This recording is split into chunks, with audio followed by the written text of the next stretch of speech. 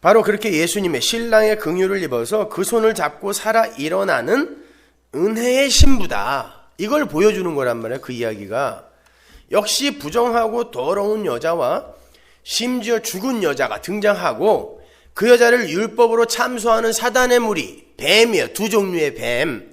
자기가 뱀인 줄 아는 뱀, 자기가 뱀인지 모르는 옛뱀, 진짜 뱀 등장하고, 그럼에도 불구하고 그들을 신부로 맞이하시는 예수님의 모습이 나오죠. 성경은 다 이 이야기예요. 예수의 이야기, 십자가 이야기란 말이에요. 마찬가지예요. 더럽고 추악한 옷을 입은 가늠한 여인이 신랑이신 예수님 앞에 서요. 참소자들은 기세가 등등하게 그 더러운 여자를 향해서 돌을 던질 준비를 하고 있어요. 율법에 의하면 가늠한 자는 반드시 돌에 맞아 죽어야 되니까 돌 하나씩 다 들고 있었단 말이에요. 그때 주님께서 땅에 뭔가를 쓰시죠. 하나님께서 이 땅에 내려오셔서 역사를 도화지 삼아 무엇을 쓰신 사건이 딱 3개 있는데, 그 첫 번째가 십계명 돌판에 율법을 쓰신 사건이고 흙에다 쓰신 거예요. 두 번째가 다니엘서 5장의 벨사살 왕 폐위 사건이죠. 메네메네 데겔 우바르신, 하나님이 쓰셨단 말입니다. 세 번째가 바로 여기에요. 가늠한 여인 앞에서 땅에 무엇인가를 쓰신 거. 근데 가만히 보면 하나님께서 땅에 무언가를 쓰실 때는 항상 인간들의 죄가 폭로되고 심판이 일어나죠. 하나님께서 십계명 돌판에 계명을 쓰시자 시내산 아래에서 이스라엘의 실체가 폭로돼요. 이걸 바울이 율법은 인간들의 죄를 폭로하기 위한 수단이었다라고 정확하게 이야기해 주는 거죠. 하나님이 돌에다가 흙에다가 역사에다 뭘 쓰시자 역사가 그 실체를 확 드러내는 거예요. 어떻게? 우리를 위하여, 자기만을 위하여 하나님까지도 이용해 먹는 우상 섬기는 자들이라고, 뱀이에요. 그게 확 폭로해내잖아요. 시내산 아래에서 이스라엘의 실체가 그렇게 폭로돼요. 하나님의 이름을 부르는 자들에게 너희들이 섬긴다고 하는 하나님을 한번 직접 만들어봐, 눈에 보이게 만들어봐 그랬더니 금송아지, 풍요의 신이죠. 애굽에서 섬기던 풍요의 신, 가나안의 풍요의 신이란 말이에요. 결국 자기를 위하여죠. 그죠? 그래서 그 금송아지를 만들 때 제일 많이 나오는 단어가 우리를 위하여, 우리를 위하여, 우리를 위하여죠.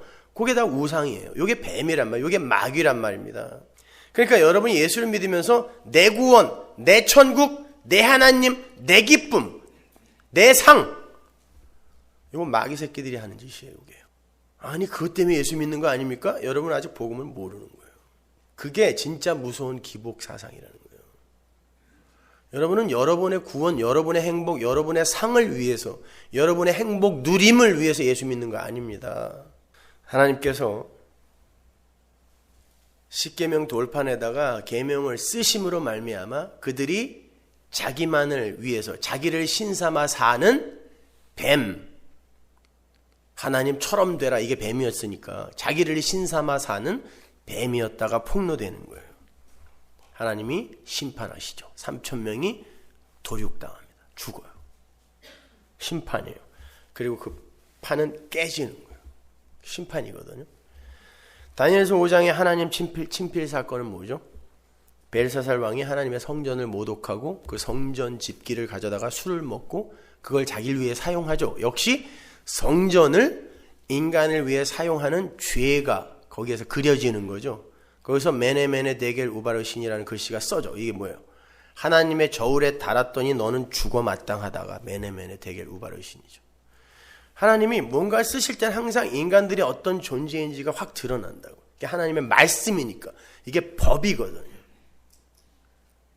그날 밤 다리오 왕에게 벨사살 왕이 살해당합니다. 심판이 일어나는 거예요.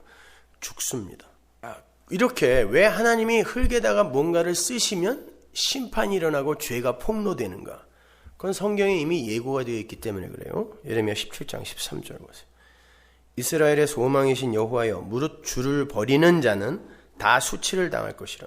무릇 여호와를 떠나는 자는 흙에 기록이 되리니 이는 생수의 근원이신 여호와를 버림이니이다. 생수의 근원이신 여호와를 버리고 떠나는 자, 전적으로 의뢰하지 않는 자들은 흙에 기록이 된다. 흙에 기록이 된다는 건 바람 불면 금방 훅 지워진다는 뜻이에요. 신기루라는 거죠. 흙에 기록된 것. 다른 말로 이 역사에 기록된 것은 하나님이 이 역사를 흙이라 그러잖아요. 흙에 기록된 거는, 그리고 흙에 쌓아진 건 영원한 것이 못 된다는 거예요. 이게 흙에 기록된다. 그건 너무 쉽게 사라진다는 거죠. 다른 말로 생수의 근원이신 여호와를 버린 자들은 그들의 이름을 흙에 기록하려고 애를 쓰는 삶을 살게 될 거고, 그들은 바로 뱀이다를 보여주는 거예요. 그들이 죄인이다를 보여주는 거예요. 그래서 하나님께서 흙에 무언가를 기록하면 죄인들이 툭툭 튀어나오는 거예요. 인간들이 아무리 열심히 노력해서 이 역사에 자기들의 이름을 구축하려고 해도 그건 일순간에 무너질 허망한 것이며, 하나님을 의지하지 않고 그렇게 역사를 구축하려는 그 역사의 건축자들이 바로 죄인이라는 걸 똑바로 알려는 거예요. 가늠한 여인의 사건에서도 예수님께서 흙에 뭔가를 쓰시자 그들이 전부 다 죄인으로 폭로가 되죠. 죄 없는 자 돌로 쳐라 그랬더니 단 한 사람도 나요 하고 손 못 들었다니까요. 하나님이 뭔가를 쓰시자 다 죄인으로 폭로가 되어버려요. 여러분, 이 이야기 바로 앞에 요한복음 7장에 무슨 이야기가 기록되어 있어요? 초막절 사건. 예수님이 초막절에는 어떤 율례를 행하죠? 율법. 성전에다 초를 크게 켜놓고 물을 갖다가 계속 붓죠. 그때 예수님이 뭐라 그래요? 내가 생수다 그래요. 목마른 자는 내게 오라 그러잖아요. 근데 아무도 안 온단 말이에요. 율법에 물을 갖다가 부으면서 이게 우리를 해갈해 주겠지는 하는데 진짜 생수이신 예수께 안 오더라 다음에 요 얘기가 붙어 있는 거예요. 자, 요거는 민수기에 보면 죄인이, 가늠한 여인이 이 여자가 진짜 가늠한 여인이다라는 것을 폭로당할 때 물에다가 흙을, 티끌을 섞어서 먹이죠. 자, 생수의 이야기 다음에 흙에 이 생수이신 어떤 분이 섞이는 모습의 그림이 나오는 거예요. 등장한단 말이에요. 그런데 인간들이 이 생수에게 나오지 않았을 때 그들은 죄인으로 폭로되는 거예요. 가늠한 여자가 되는 거예요, 다. 그러니까 가늠한 여자는 그 자리에 모였던 모든 존재들의 대표예요, 대표. 니들이 다 똑같은 뱀이다, 이거 보여주는 거란 말이에요. 자, 그 민수기에 보면 가늠한 여자를, 이 여자가 진짜 가늠한 여자인가를 폭로할 때 물에다가 흙을 섞는데 거기에 두루마리에 쓰인 말씀을 같이 빨아버려요. 그러니까 말씀이신, 생수이신 예수가 흙과 함께 이겨져서 여자의 죄를 폭로시켜내는 거예요. 그런데 이게 신약으로 넘어오면 이게 어떤 이야기가 되냐면 그렇게 폭로만 해낼 뿐만 아니라 생수가 흙에게, 이거는 이제 마른 흙은 죽는 거예요. 이거는요. 흙에게 물을 주어 해갈을 시키고 이분이 저주의 흙이 되시는 거예요. 이게 눈먼 소경의 눈을 열 때도 예수님의 침이 흙과 이겨져서 환부에 발려지고 눈이 뜨여지는 그 이야기란 말이에요. 그 민수기의 이야기를 그렇게 그림으로 형상화시켜서 설명을 해주는 거란 말입니다.